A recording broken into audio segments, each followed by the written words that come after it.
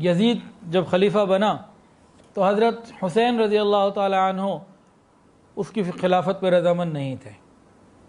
ادھر سے کوفہ سے آپ کو خط ملے اور آپ نے حضرت مسلم بن عقیل رضی اللہ تعالی عنہ جو آپ کے عاشق صادق تھے ان کو بھیجا.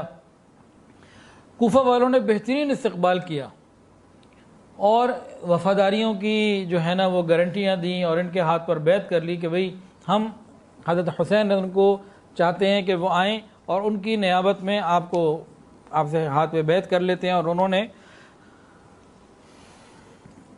کہا کہ آپ ان کو بلائیں. حضرت مسلم بن عقیل رضی اللہ تعالیٰ نے دعوت دے دی کہ جی یہاں حالات بہت سازگار ہیں، آپ تشریف لے آئیں. ادھر کیا ہوا، جو کوفہ کے اندر ذمہ دار حکمران تھا نا، اس نے جب یہ سب کچھ دیکھا اور کوئی اس نے ایکشن نہیں لیا تو یزید نے کوفہ کے حکمران کو معزول کر کے ابن زیاد کو حاکم بنا کر بھیج دیا. ابن زیاد طاقت کے نشے میں تھا، اس نے آگے کوفیوں کو جب دھمکایا ڈرایا وہ سارے کے سارے بھاگ گئے. ابھی جان دینے کے لیے قربانیوں کے لیے دعوے تھے، جیسے ہی ابن زیاد نے انہیں ڈرایا تو سارے بھاگ گئے اور حالات ایک دم چینج ہو گئے. مسلم بن عقیل رضی اللہ عنہ کو چھپنا پڑا. اس لیے نہیں چھپے کہ جان کو بچایا جائے، شہادت نہ ملے، اس لیے چھپے کہ حالات کی تبدیلی کی اطلاع حضرت حسین کو ہو جائے کہ پہلے میں انہیں حالات کی اطلاع کر چکا ہوں کہ حالات اچھے آ جائے، اب ان کو یہ اطلاع کرنا میری ذمہ داری بنتی ہے کہ مت آئیں، رک جائیں، حالات بدل چکے ہیں. تو انہوں نے حالات کی اطلاع بھیجی، تاہم آپ کو شہید کر دیا گیا. ادھر سے حضرت حسین رضی اللہ عنہ جب ان کو پہلے جب اطلاع ملی تھی اس کے مطابق انہوں نے قافلہ لیا اور چل پڑے. حضرت عبداللہ ابن عباس رضی اللہ تعالیٰ عنہما اور بعض صحابہ نے آپ کو روکا کہ حضرت آپ مت جائیں، آپ کوفہ والوں کی بات کا اعتبار نہ کریں، آپ مت جائیں. لیکن وہ تھے کہ نہیں مجھے جانا ہے، آگے کیا ہونا تھا یہ تو اللہ ہی جانتا ہے.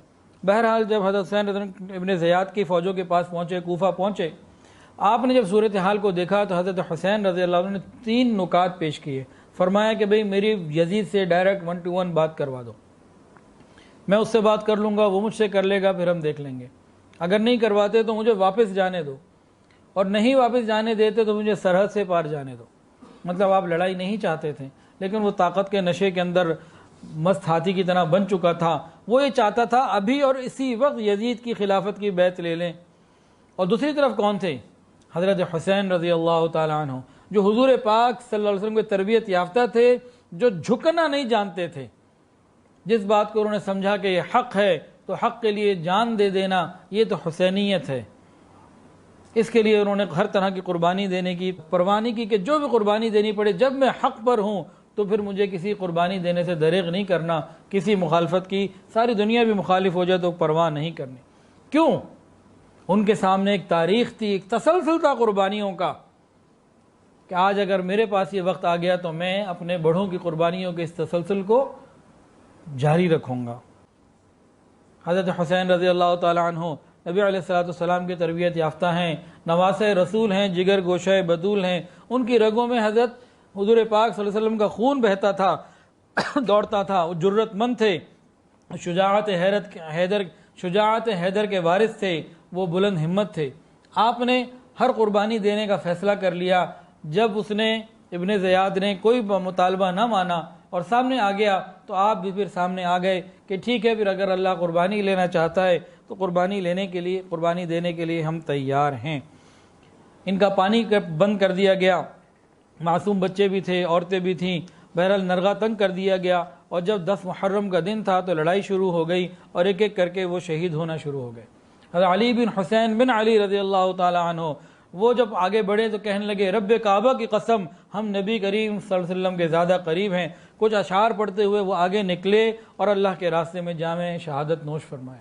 جوان بیٹا جب شہید ہو گیا، حضرت حسین نے دیکھا کہ بیٹا بھی شہید ہو رہا ہے، ساتھی بھی شہید ہو رہے ہیں، تو یہ نہیں کہ وہ ڈر گئے، خوف آ گیا، بلکہ ان کے دل کی تو تمنا یہ تھی اللہ یہ پھول تیرے لیے ہی میں نے لگائے تھے، جس چیز کو تو چن لے، جس پھول کو تو قبول کر لے، اللہ تیری مرضی ہے.